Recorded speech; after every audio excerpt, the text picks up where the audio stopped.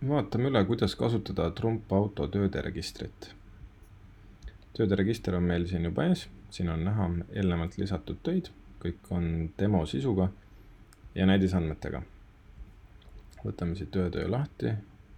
Margus Murakas on kliendiks, soovib refi vahetust ja meiliskask teeb seda 29.03 ja 3 tunniks on talle aeg prognoositud.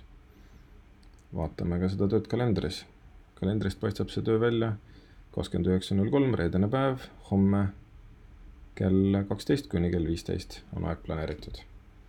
Siit on võimalik kalendris väga lihtsalt see aeg ümber tõsta näiteks Margusele. Margusele kell 4 kuni kell 7 homme. Kell 7 liiga palju, nii hilja ei taha Margus tööl olla, veame seda natuke lühemaks. Teeme siia ka väikese pausi sisse ja nii lihtne on neid töid ümber tõsta ja aegu muuta. Ja siit samas saab ka töölehe lahti klikkida ja vaadata, mis on selle töölehe sisuks.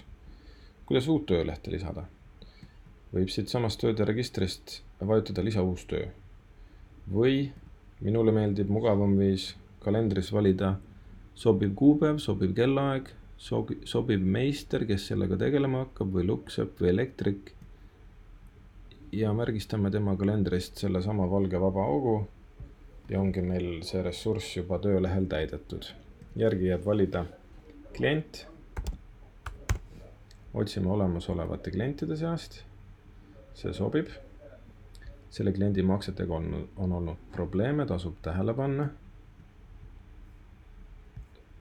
Töölehele tekkis automaatselt juba selle kliendiga seonduv ettevõte ja temaga sõiduk. Kui neid sõidukid on üks, siis see leitakse siia automaatselt. Kui ta on käinud minevikus erinevate sõidukitega meie juures hoolduses, siis saab siit nupukesest selle valida õige. Oletame, et see oli praegu õige. Ja täidame ära refi vahetus.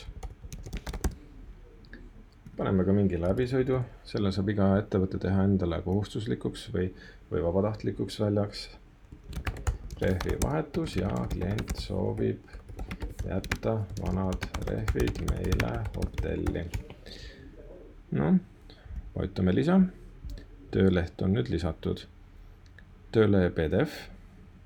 Teeme selle lahti. Siia üles ilmub teie ettevõtte logo. Samad andmetega on see tööleht täidetud. Võime sellega välja printida, kliendile kaasa anda ja allkirja võtta. Paneme kinni. Alustame töö täitmist. Hetkel on töö saabuma staatuses. Kui hakkame reaalselt rehve vahetama, paneme ta töösse, siis on kalendris õige info. Ja ka teised näevad seda, et me juba vahetame selle auto rehve. Avastatud vead. Avastasime ka, et üks vargapolt on puudu. Kliendile huvitav info kindlasti. Tehtud tööd, rehvid vahetatud. Siis info on mõeldud selleks, et kui on mingi info, mis ei pea olema kliendile prinditav, ega klient ei pea seda teadma, mingi siseinfo, mis puudutab seda autot, seda konkreetset tööd või seda klienti. Lisame ka teenusearvele, näiteks rehvi vahetus. Selle ma lisasin eelnevalt juba meie andmebaasi, et oleks lihtne valida.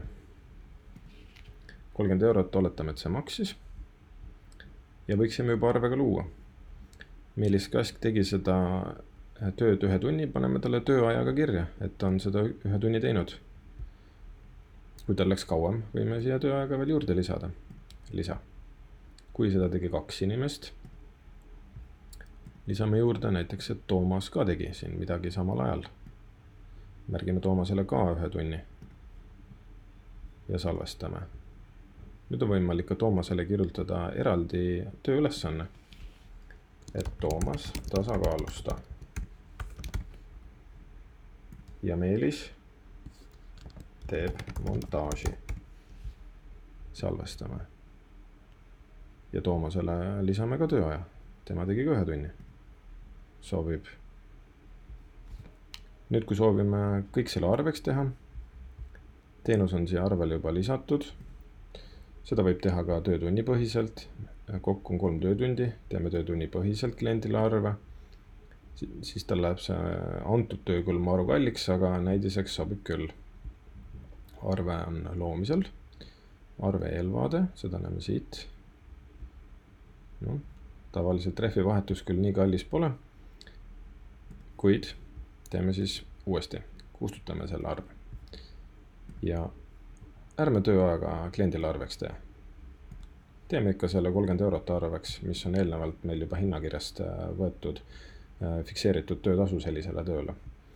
Luksepad ja töötajad saavad oma töötunnid kirja, selle kõik statistikasse kuu lõpus saab seda arvesse võtta, palga maksmisel näiteks, ja klient saab ikkagi kopeerid tooted arvele.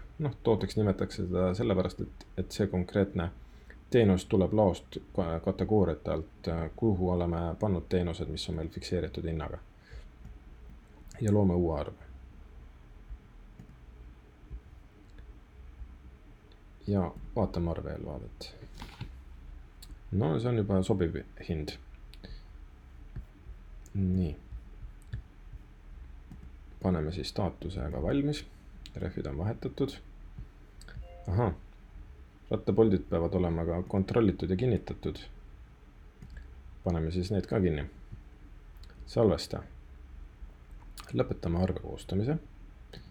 Klient tuli järgi. Valime makseviisiks sularaha, kui ta nii soovib. Arve on kinnitatud, staatus on makstud. Ja jääb vaid üle kliendile arve printida, kui ta seda soovib, ja sõidub kliendile üle anda.